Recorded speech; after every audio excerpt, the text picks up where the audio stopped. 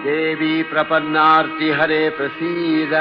प्रसीद मातर जगतो अखिलस्य प्रसीद विश्वेश्वरी पाहि विश्वं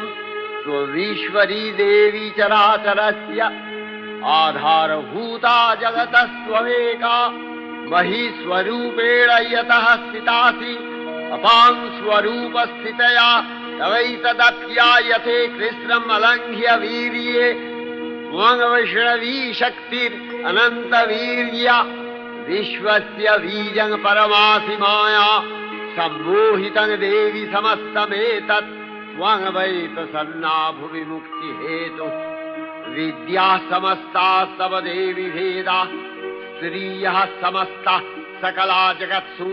तवैकया पूरितमम्बयैतत् का ते स्तुतिः सद्य परापरोक्तिः सर्वभूता यदा देवी